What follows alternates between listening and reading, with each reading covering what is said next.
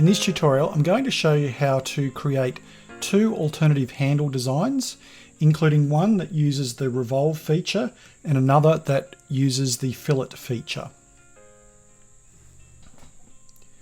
Before we get into that, a little bit of housekeeping. I'm going to create a new component for the box. It'll just make things a little bit neater and easier. So you can see that that appears there, and what I want to do now is just put all of the parts of the box, excluding the lids, into it. So I'll just select the first component, go down to the last component, press the shift key, left click, and then I'll just drag all of that into box. It's now just going to make it easier to turn all of those components on and off. Now you'll see that the lids have disappeared because now this is the active group. So if I go back up to the top and then just select the master component up the top here, we've now got access to everything. So the first thing we want to do, we're going to create a new sketch, and we're going to sketch off the top surface of the small lid. C for circle, and I basically want to place a circle right in the middle of this surface here. Now one way I can do it is if I drag my mouse along this edge, it's going to find the midpoint. If I then do the same down here, again, it's going to find the midpoint. Then if I come in, it should remember that I've been doing that. And there you go. You can see those little lines have come up, and we're going to put in our center point. I want the diameter to be 6 millimeters. And then I can finish that sketch. Another sketch, and we're going to do the same off the large lid. And same as before, C for circle. We've just got to hover along there. It's found the midpoint. Now down here, the midpoint will be on that red line. See if I can remember. Sometimes it doesn't, in which case you just go back up, come back down. There we go. We've got it. 6 millimeters. Finish sketch. Okay, now we want to create, so basically these are going to be the holes for our handle to go into. So we're going to select both of those, and we're going to drill. So basically we'll use a 6mm drill bit, and we're going to go half the depth of the material. So that's going to be minus material thickness divided by 2. And we cut it and we go, okay, so there we go. All right, so now we're going to hide our lids, and we're going to start on our handles. Again, new sketch for this one. In this case, we're going to come off the front plane. L for line, and I want this first line to be a construction line from the origin straight up. I'm going to go up, doesn't really matter. I'll go up 75 millimeters. Press escape. L for line again, but this time we don't want it to be a construction line. We'll come in nice and close. So it was a 6 millimeter diameter hole we were going to drill. So in this case, we're going to come out 3 millimeters. Then we're going to go up. We're going to go up 6, but we'll use the formula. So in this case, it'll be material thickness divided by 2. It just means that if we change it, somewhere else, it'll change here automatically. So we go up by that.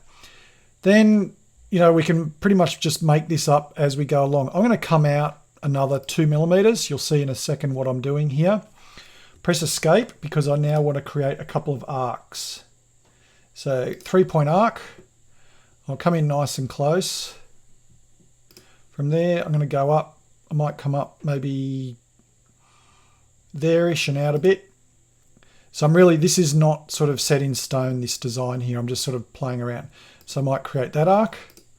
Then I'm going to create another arc up here. Maybe something like that. Then I'm going to press escape. L for line. I just want to finish this off now by drawing a solid line up the middle. You can see it's shaded in there. Now these are not constrained or fully defined, and for the purposes of what we're doing here, that's fine. We're going to leave that for now. Finish the sketch. All right, let's come in close. Now in this case, we want to do a revolve. So we've created like a central axis around which it can revolve. You'll see how quickly and easily this will happen. So we've got our axis. So here, so let's just select our construction line, and there you go. It's done it for us automatically. We want to turn it into a new component. Okay. And we're going to rename it. We're going to call it handle 1. There we go. Now, while we're here, right click on it. We want to create a copy of this because we need 2 of them. So create copy. I'm just going to drag it out this way. It doesn't really matter where to. We'll go OK, and you can see it's made a second one up there for us. Okay, so let's assemble this. Let's put it together. So we'll turn our small lid on so you can see that there. Assemble, and we want a simple joint here. Now there's a few different ways we can do it. The way I'm going to do it hopefully is the simplest way. It can get a little bit odd in terms of you know, how to see things. It can be a little bit hard. So there's going to be a lot of zooming in this section here. So just press escape, hover over there, and I'll basically want to get what I can see here where I've got the blue line facing down. So I'm going to left click on that, back out, orbit up, because basically what I want to do now is I want to see inside the hole here, pretty much. Press escape, hover over the hole till we can see pretty much what we can see now, kind of off the screen. And okay, now we'll go back to our home view, just make sure that's all good. You can see there's a joint in there and it's sitting in there. So we've got that joined together. Now, if you don't want to see the joints on the screen, you can actually turn them on and off over here. Okay, so I'm going to turn the small lid off, and I'm going to turn that handle off, and I'm going to turn the large lid on and do it again. So J for join, it's our shortcut. Orbit around because we want to come in and have a look at the bottom of our knob. Press escape. Orbit around again. So we can see inside. There it is. Press escape. Okay. Go back to home. There we go. There's our second handle in place. Now, again, this is the beauty of the parametric modeling now is if you look at those handles, I'm just going to try a different view, and you don't like the look of that, you can actually just go back into the sketches, which you can access down here on the timeline if you wish, or you can just go up into sketches and you'll see where they are. So there's our model there. So if I go into that and go edit sketch, I can actually play around with this and change the geometry on it. And I can come back and look at how it changes it up here. So that's one of the the beauties of that sort of method. Okay, so the next one we want to do is I just want to now turn those handles off.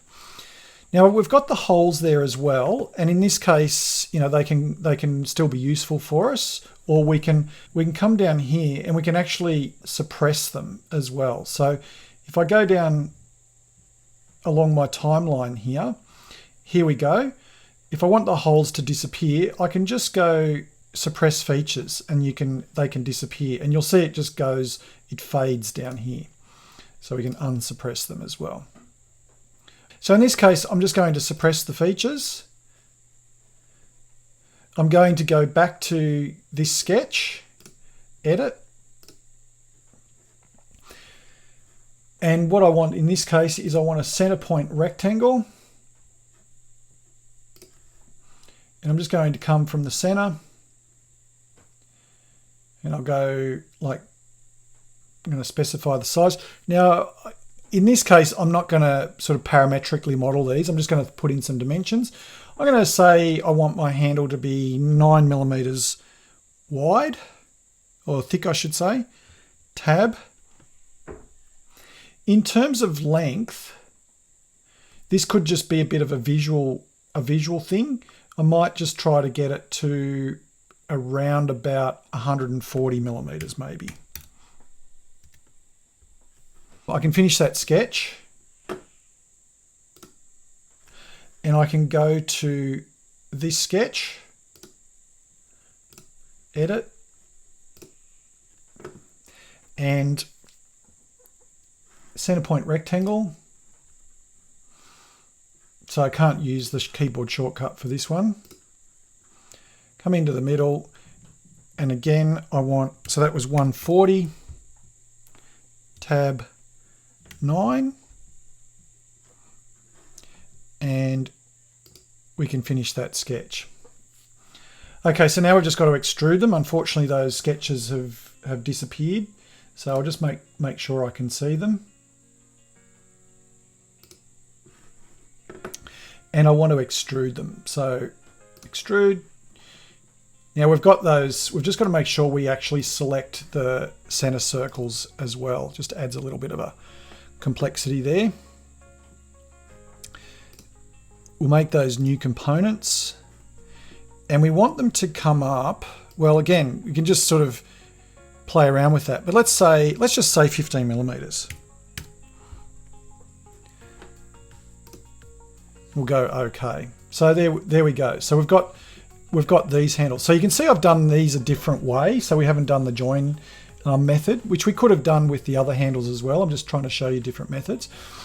But we might look at that and go, well, that looks a little bit boring. So what I can do is I can now modify it. So I can come in and I can go modify, fillet,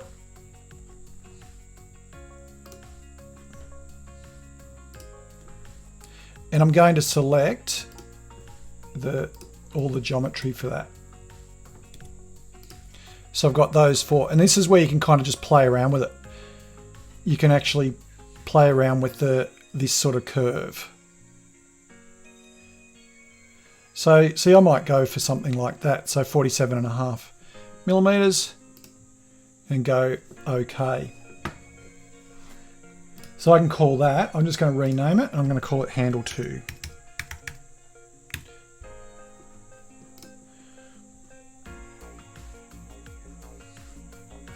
There we go, and I just want to turn those sketches off. So you can see now what I can do is I can actually now just turn my different handles on. Oops, that's been suppressed, so I need to unsuppress that so we can see it. Yeah, so this is a way that we can actually turn different things on and off to see what we think of in terms of the design. And again, you might look at that and go, oh, I like it, but I still want to modify it a bit. So for example, you can actually come in here and you can go, you can edit the feature. So we extruded that 15 millimeters. You might go, I want to try that, see what that looks like as 20 millimeters. And so, see what that looks like. So again, go back in. In fact, I'm just going to undo that. I actually did prefer the 15, but see how you can now go forwards and backwards and play around with things.